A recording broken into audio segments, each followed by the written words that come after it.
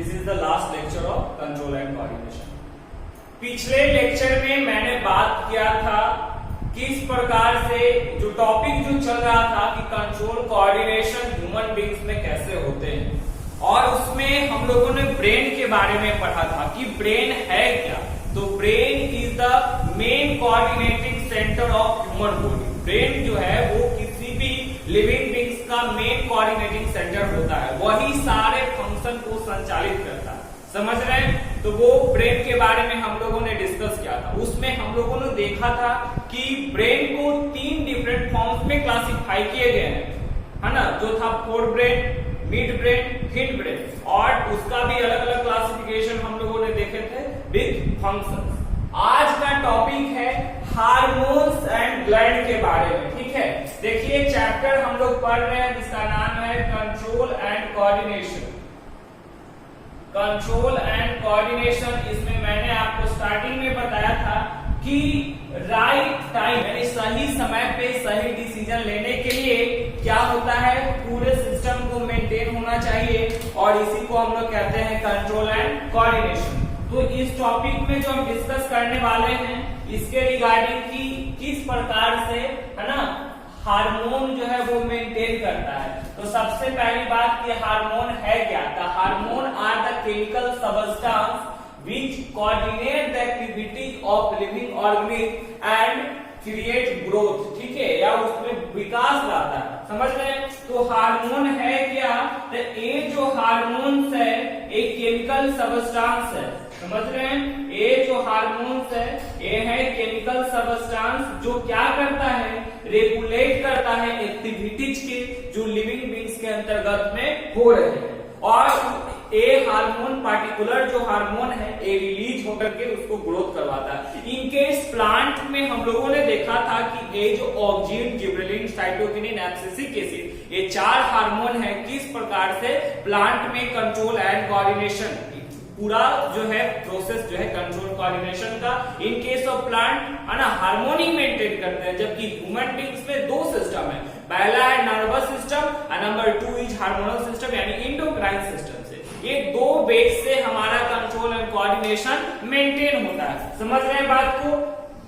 तो ये देखिए हार्मोन्स है क्या, the hormones are the chemical substance which coordinate the activities of living organisms and also their growth। ये क्या करता है, कंट्रोल करता है एक्टिविटी जो लिविंग ऑर्गेनिज्म का है और उसमें ग्रोथ लाता है, विकास लाता है। समझ रहे हैं? तो एक था हार्मोन के बारे में। अब जानेंगे कि हार्मोन्स का क्या क्या कैरेक्टरिस्टिक्स है, क्या क्या गुण है, इसके रिगार्डिंग हम लोग बात करेंगे। ठीक है, तो देखिए सबसे पहली बात बता रहा है कि hormones are secreted in a small amount by endocrine gland. Hormone जो है वो कम मात्रा में रिलीज होता है, मतलब एक लिमिटेड मात्रा में ही रिलीज होता है। किसके द्वारा? तो with the help of endocrine gland के बारे में आगे जो हम लोग पढ़े हुए थे ना, डिस्कस डिफाइन ग्लैंड, तो हम चर्चा करेंगे ग्लैंड होता क्या है। हिंदी में सिंपली इसको कह सकते हैं ग्रंथि। ठीक है ना?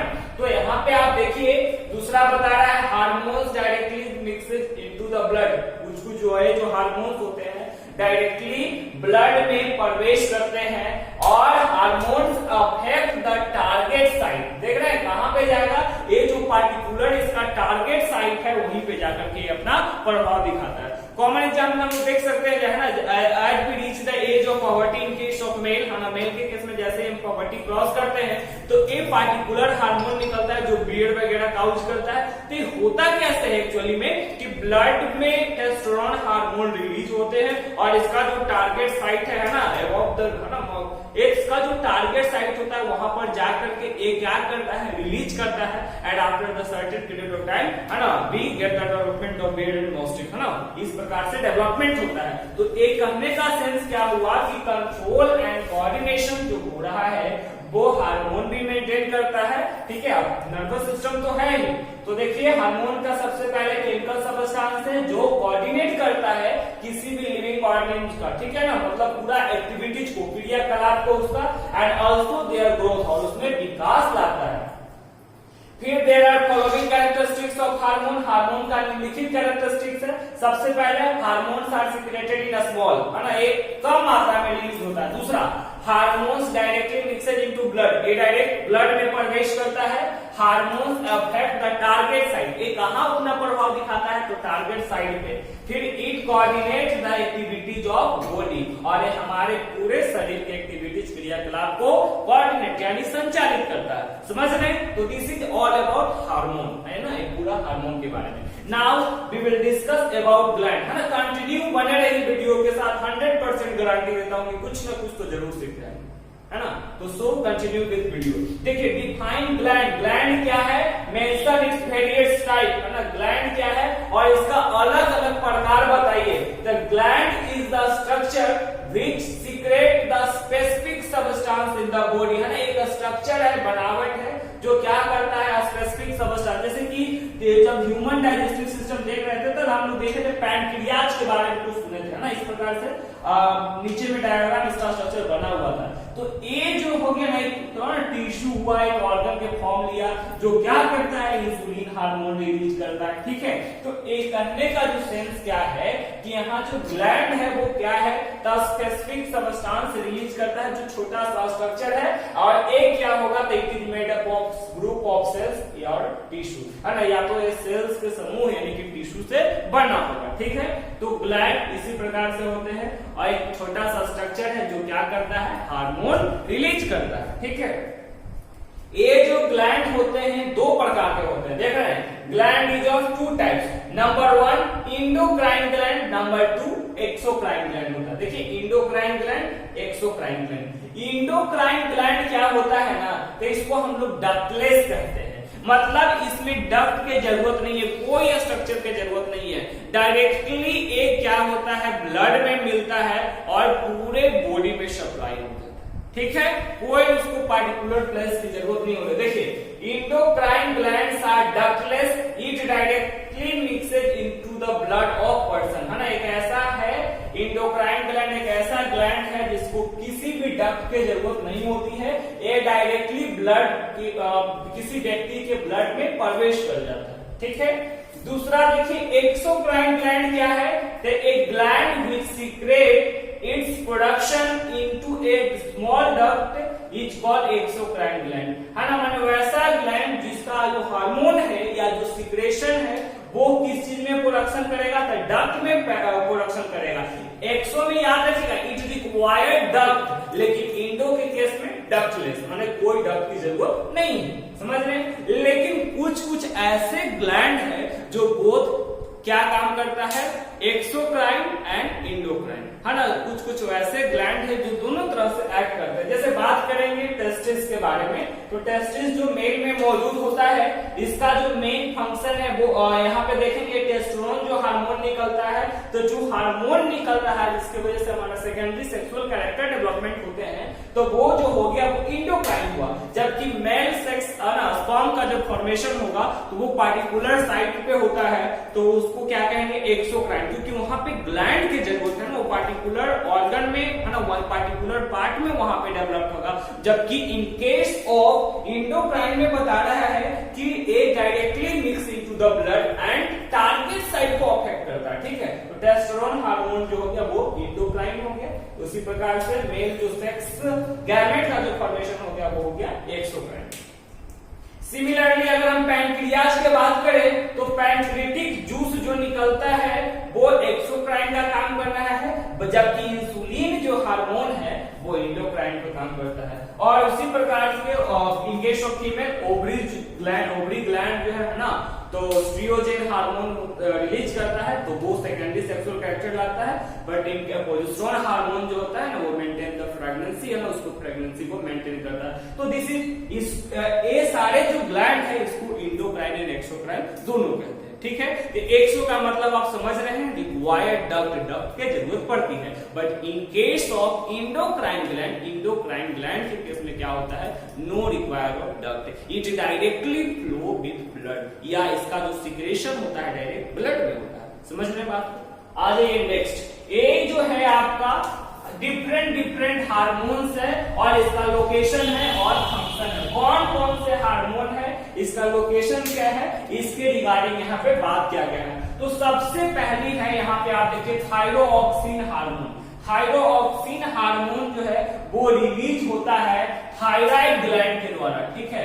थायरोऑक्सिन जो है वो थायराइड ग्लैंड के द्वारा होता है और इसका जो लोकेशन है थ्रोट के रीजन में, है ना, गला वाला जो रीजन है उसके अंतर्गत में ये मौजूद होता है। और ये जो थायरोऑक्सिन है इसका जो फंक्शन है रेगुलेशन ऑफ मेटाबॉलिज्म। तो हम मेटाबॉलिज्म आपको बताए थे कि क्या होता है, the sum of all the chemical energy which occurs inside the cell, है ना। ये दो प्रकार का होता है, कैटाबॉलिज्म और एनाबॉलिज्म। एक को बिल्डअप रिएक्शन करते हैं, दूसरा को ब्रेकडाउन रिएक्शन करते हैं, ठीक है।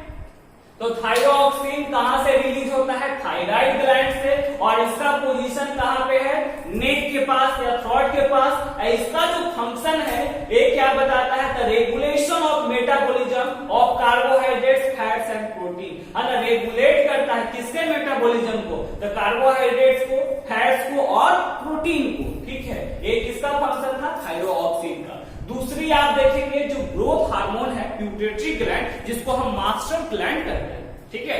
ये जो पिट्यूटरी ग्लैंड है इसको हम मास्टर ग्लैंड कहते हैं, बिकॉज ये जो है इनहिबिटरी भी कहा जाता है इसको। और दूसरी बात है ये क्या करता है, ओवरऑल डेवलपमेंट या ग्रोथ को काउज करता है। तो देखिए ग्रोथ हार्मोन है जो निकलता कहां से है, तो इसका जो मेन हो गया वो पिट्यूटरी ग्लैंड। इसका पोजीशन क्या है, तो वो जो है मिड ब्रेन के बीच में मौजूद होता है, ठीक है ना।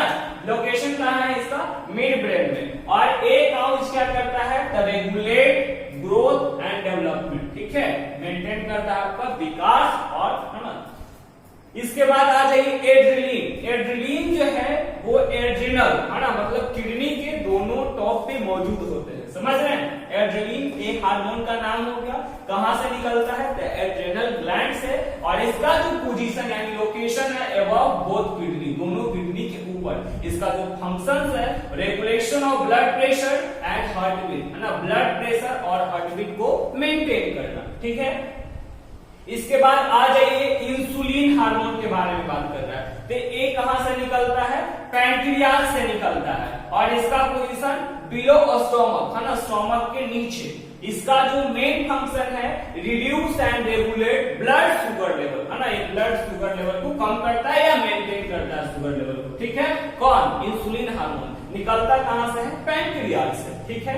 इसके बाद आ जाइए टेस्टोस्टेरोन हार्मोन जो सिर्फ और सिर्फ मेल में रिलीज होगा, है ना। और ये क्या होता है, जो ग्लैंड है उसका नाम है टेस्टिस, है ना। ये कहां पे इसका लोकेशन है, तो जेनेटिकल एरिया में, ठीक है। इसका जो फंक्शंस जो है bring changes associated with puberty. Poverty एक एज होता है ना जब, है ना, हम लोग को मतलब कि कैपेबल हो जाते हैं, है ना, फॉर द रिप्रोडक्शन, ठीक है। रिप्रोडक्शन के लिए हम लोग कैपेबल हो जाते हैं, उसको हम लोग कहते हैं पॉवर्टी। इन दिस केस, है ना, secondary sexual character as well as, है ना, sexual character developed in case of male, समझ रहे हैं। तो ये क्या कर रहा है, brings the changes associated with puberty. Puberty के साथ जो जो चेंजेस आते हैं, बदलाव आते हैं, उसको मेंटेन करता है, लाता है कौन है, टेस्टोस्टेरोन हार्मोन। अब फाइनली एस्ट्रोजन हार्मोन जो क्या किसमें निकलता है, फीमेल में, है ना। एक किसके ग्लैंड के द्वारा, ओवरीज के द्वारा निकलता है। इसका पोजीशन जेनेटिकल एरिया में। और ये जो है फीमेल के केस में secondary sexual character as well as primary sexual character को डेवलपमेंट करवाता है, सो दैट, है ना, एक पार्टिकुलर एज होता है जब गर्ल्स, है ना, अटेन द एज ऑफ, है ना, in this different sexual characters develop, है ना, and become the capable for the reproduction के लिए कैपेबल हो जाते हैं। So this is all about the hormone. ये पूरा हार्मोन के बारे में था, है ना। और ये जो होता है किस प्रकार से काम करेगा, अगर कोई भी केस में अगर हम लोग देखना चाहें कि हार्मोन किस प्रकार से रेडियली अगर किसी भी चीज को परफॉर्म करता है तो वो डायरेक्टली ब्लड में मिक्स अप हुआ, वो टारगेट साइट को इफेक्ट किया और इस प्रकार से इसका फंक्शन होता है किसी भी हार्मोन का, है ना। जो मतलब कि इंडोक्राइन है वो डायरेक्टली ब्लड में मिक्स अप हो गया और वो हार्मोन रिलीज होकर के पार्टिकुलर, है ना, पार्ट को अफेक्ट होने से बचाया या किसी भी प्रकार से उसको क्या क्या हेल्पफुल होता है। So this is all about the video. Thank you.